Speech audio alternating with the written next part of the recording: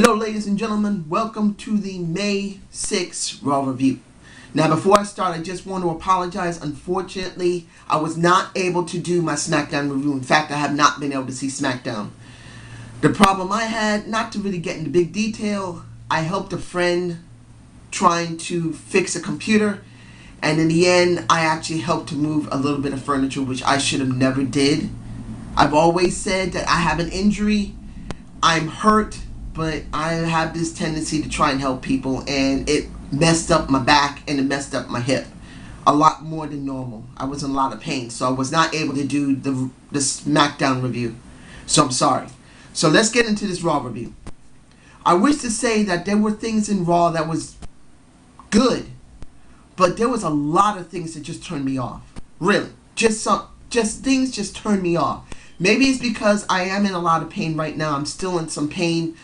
I'm going to ask periodically, give me your thoughts about it so I can try and take a look at it again in hopes that this rating I'm going to give it is better.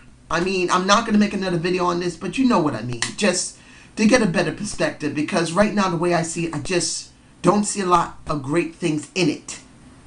There were good things done, but there was a lot more that was not done well. Let's get this over with right now. The match between, how can I explain this match? I'll give it to you like this. The match that got me mad, flat out, was the six-man tag between The Shield, the Uso brothers, and Kofi Kingston. I'm not mad about Kofi. Kofi got a job. But the Usos are the ones that got me angry. Look, Usos have been around for quite a while. They've come up in the ranks, but got stopped at a certain point. I've said this in one of my videos. If you look at my playlist, I've said something about the Usos brothers, saying something must have happened. They had to piss someone off, that they have never got a shot and had a chance to win the WWE Tag Team Championship. They have not been able to do it. They have not been allowed to do it. Nothing. I don't understand. Seeing the Uso brothers going against the Shield, particularly that they're relatives. Roman Reigns is a relative of The Rock. He's a cousin, from what I understand. Jay and Jace Usos, they are Rikishi's sons. Rikishi is a cousin of The Rock, so that makes them The Rock's second cousin. They know one another. Roman Reigns is being pushed, which I'm happy about. I got no problem with Roman Reigns. I don't hate him. I'm hoping they'll push him well. But I'm angry as fuck that the Uso brothers, they've done nothing with them. They've been on Superstars. They've been on NXT. They've probably been on Saturday Morning Slam. They have probably been on but they never barely get seen on SmackDown or Raw. And the only thing they do is job. I'm at the point where I want to say to these boys, look, I know you're making some decent money in this job, but you're not getting anywhere. I'm ready to tell them to go to TNA, maybe work with Samoa Joe. Damn, tell their dad, go back to TNA with them, become their manager, do something with them.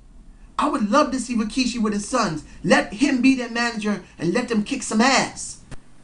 Seeing this match, I'm not even going to describe how the match was. The Shield was supposed to come on top. I knew they were. Seeing a reverse, I don't know what the hell Dean Ambrose did to Kofi Kingston. He just grabbed his head in a headlock forward and drove his head straight into the ground. A nice move. And at the end you see, I believe it was Dean holding up the US Championship. Maybe saying he's going to go for it, because he was looking at the damn thing. Now next, I'm going to say that the Wade Barrett and Sheamus match, I'm going to get to what happened before that. But you know what? I feel sorry for Wade. The one person I believe Wade may have a good program with is Antonio Cesaro. And I'll explain that later when he comes up in the next match I'm going to talk about. He just got a bro kick to the head. He was meant to be a jobber. Now, the segment between Mark Henry and Sheamus, I understand the reason why it was done. It wasn't a bad segment. Mark Henry in the beginning saying that you guys are just puppets. I can pull your strings anytime I want. I enjoyed that. Mark Henry knows how to get a crowd. Seeing with Sheamus and then hearing they're going to go up against each other, I didn't think they were going to do it. And then seeing a Wade Barrett go up against a Sheamus, I've seen this 10 times out of Sunday. I don't want to see it again. Then seeing a bro kick to a Wade Barrett and a bro kick to the Mark Henry. I said this in my Raw review last week. Now we saw that a Sheamus bro kicked him there. I said he's going to continue the job with a bro kick. And I was right. I'm glad I didn't see SmackDown because I saw the scenes on Raw. What did we get? A bro kick to him? What was the point? He got a bro kick there. Now he got a bro kick here. I didn't think anything good was going to come of this until the end. Which not really saved it for me, but it did give me a possibility for Extreme Rules. Because I thought if they hadn't done, how can I say this? Saying it in a southern voice. When a Mark Henry grabbed that belt of a trainer and then proceeded to knock down a Sheamus and whip his ass like he owed him money. Of course. If he really owed him money, he would have whipped him harder. He would have whipped him like he was a mule. But he whipped his ass decently well. Going away from the southern accent, I thought of a possibility for an Extreme Rule match for both of them. A Texas bull rope match. When was the last time we saw a bull rope match in the WWE? I don't know how long it's been. But I wouldn't mind seeing a Texan and a Mark Henry teach an Irishman like a Sheamus what a Texas bull rope match is like. Kick his ass and beat him up with that damn cowbell. Choke him with that rope. I would love to see that. Do I believe that's going to happen? No. But I'm hoping for that. That's what I'm hoping this beating was. A little inkling of a Texas bull rope match. So I'm going to move on to Antonio Cesaro versus a Zack Ryder. Short match. Antonio looks good. Antonio said something at the end simply saying, I put the W in WWE because I can always win. There ain't nobody you got. And to be honest, he's right. He's constantly working with people that he can't have a program with. He's going to have a program with, and it's not even a program, with Randy Orton. And I'll be bringing up Randy Orton in a minute. He's going to be working with Randy Orton on Wednesday Night Main Event. And we already know what's going to happen. He's not going to win clean. And Antonio Cesaro, if he does win, it's going to be dirty because of what's going to happen with maybe a Big Show. Because of what happened in the next match I'm going to talk about. So, I don't see anything for Antonio. I said this already. I would love to see him with a Wade Barrett. Try to turn Wade Barrett into a betweener or face. I know, many people will say, Wade Barrett's better as a heel. Yes, but what is he doing as a heel? Absolutely nothing. Turn him face and keep him on the Barrett barrage. At least that'll be something. Look what Sheamus did. He's still acting as a Celtic warrior. Beating people on the chest. Who says Wade Barrett can't still use a bull hammer as a face? We need something different from Wade. Even if it's only for a short time. Tease it. That's what I'm hoping for. Now, Randy Orton versus Dean. No, not Damien, not Dean, sorry. Damien Sandow. Last week, Damien got a Orton after the match because Orton won. Because a Big Show messed with him. So he wanted to get a rematch because he got nailed afterward. He wins. The only thing that was interesting was that instead of him just walking up the ramp and ending it, Big Show knocks him out. But seeing what they did, not showing it off camera, saying, oh, something just happened. We didn't catch it on camera. Oh, wait a minute. Yes, we did. Why did you do that? Why, WWE? If you wanted to show that the Big Show knocked his ass out, either you show it or not show it at all to make it more suspenseful. We didn't even get that. Oh, we didn't see what happened. Oh, wait a minute. Yes, we did. And it ruined it for me, personally. I would have either wanted to see him get knocked out or not see it at all. That we just know it that it happened. That at least would give it more suspense for me. It's okay to see that the Big Show is getting over Randy Orton. So it's not like what's happening with Sheamus and what's happening with Mark Henry. Not saying that that the Big Show isn't getting somewhat messed with a Randy Orton, but it isn't as much. So let's move on. Let's get this over with. The 6 Diva Tag. And I will talk about Caitlyn and that person, whoever it is, briefly after it's over. But the 6-person tag, I don't see what was the point. Because I can see who's going to become champion. Because, don't get me wrong, I love seeing my Naomi. As I said before, I do believe that she's still being pushed very, very slowly and very lightly. I could still be wrong. Tell me below if you think Naomi could be pushed or is being pushed. But when you see a Caitlyn spear an AJ, what do you see? You've already saw Extreme Rules right there. But I believe this is not even about AJ. Because, tell me if I'm wrong. Someone tell me below if you saw there was some type of conflict between AJ and the Bellas. Because the Bellas bailed on her. They walked away and then they go loser on her. Only thing I'm thinking is this. This is all just for one of the Bellas to win the championship. Again, I'm sorry. If anyone likes the Bellas, I've already said it. I don't hate them. But they have been presented so much doing the same type of crap over and over again. It's not the point if they got the ability. When it comes down to it, you may have ability. You are able to at least ad-lib a little bit with it. But when you have to do the same thing over and over again, and I know the WWE is telling them they have to do some of this, it just seems boring. I'm sorry. I've seen Twin Magic enough.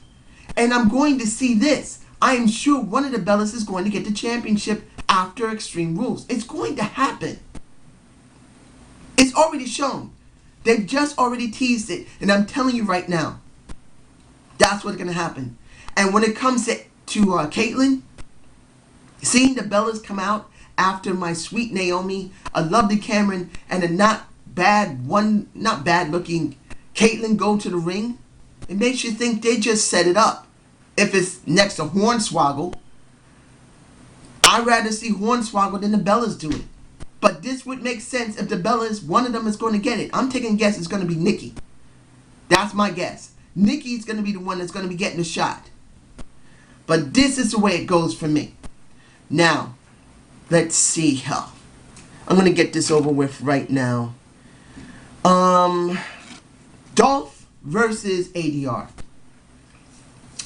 You know, seeing this and seeing that it's the trucker who's presented here, it just makes me see even more how they're not doing anything with Dolph Ziggler. They have no interest in keeping Dolph Ziggler as champion.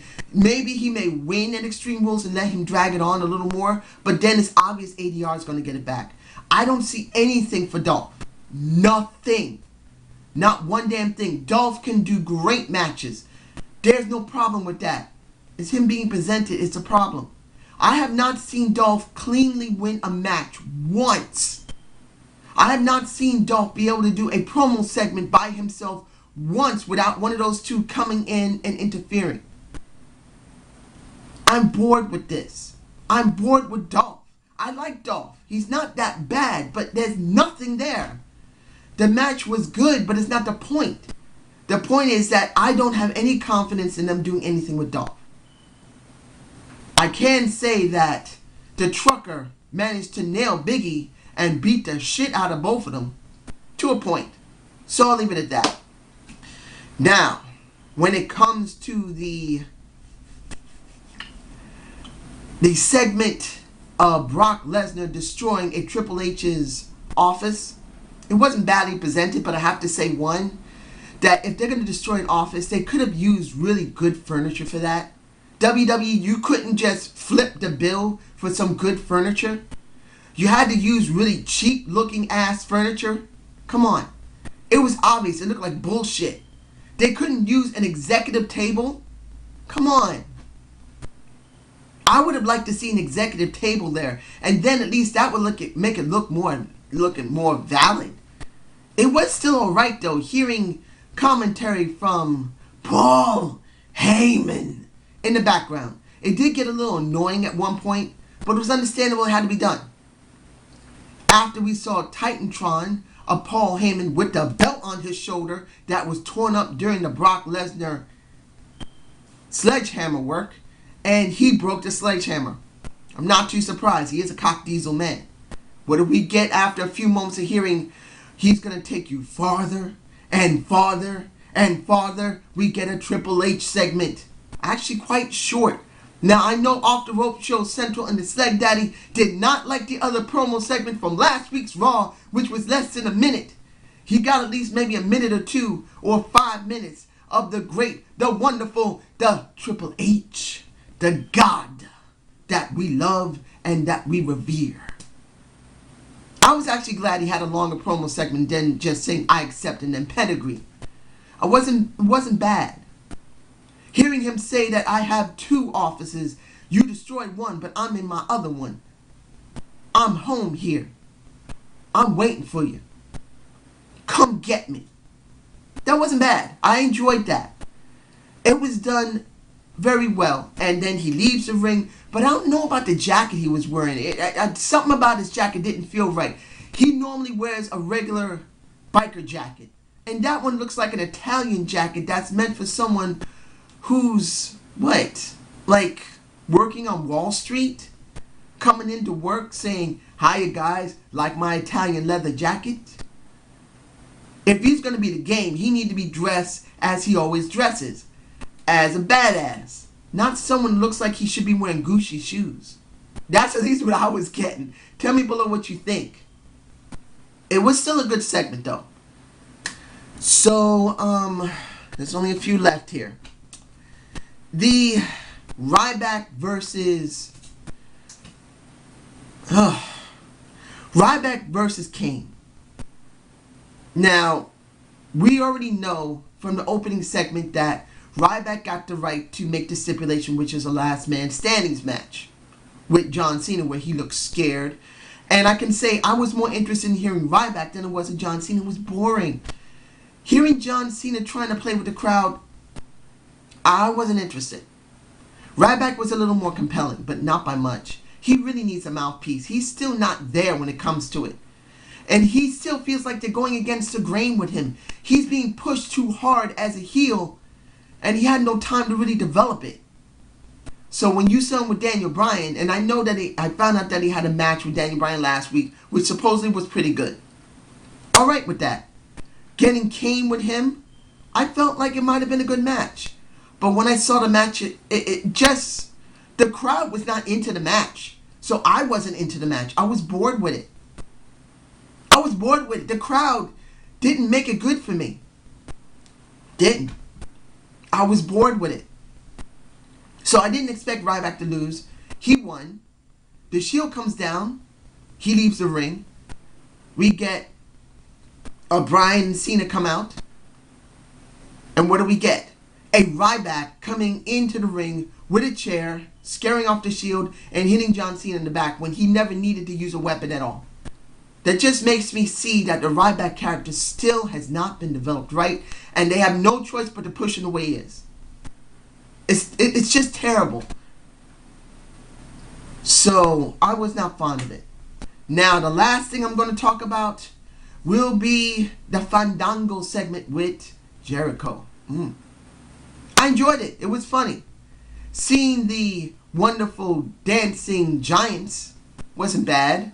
Seeing him go up against R-Truth and he bails from the match. He does not job. Technically he does, but he does not job. It was funny seeing this with Jericho setting up the judges. I thought it was going to be judges against Fandango. And I wish to say finally they understood what I was saying in WWE. And I do think Summer Rae is a beautiful woman. Sexy legs, a gorgeous face. But she wasn't a dancer. So now they paired him up with another person who you can see looks like she can dance her ass off. What makes Fandango, when he's not in the ring, is his dancer. And you can't have just a sexy woman who does a decent dancing. You need a woman who you know can dance. So they brought in another woman who has nice looking legs, who looks good, and can dance. I'm hoping they stick with this woman, or at least stick with someone who can dance.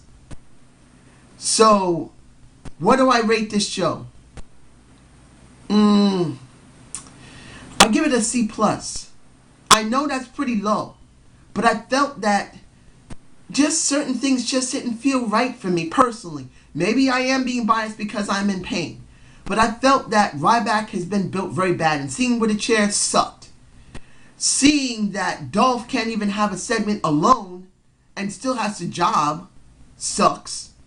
Seeing the Caitlyn match in the 6 Diva tag, it's obvious the Bellas are going for the tag for the Divas Championship, which sucks. There was nothing with AJ. It just got done. You see now AJ gets nailed on free television. Why are you going to look at Extreme Rules to see them? That sucks. It was good to see the trashing of The Office with Brock Lesnar, but they could have used really good furniture instead of the cheap shit. So I hope you enjoyed the Zane's View. Subscribe and comment to my channel, ladies and gentlemen. Tell me below if I was missing anything, because I really think I was. I am in a lot of pain right now. So if my rating is askew, I'm very sorry, but that's how I felt about it. Have a good day.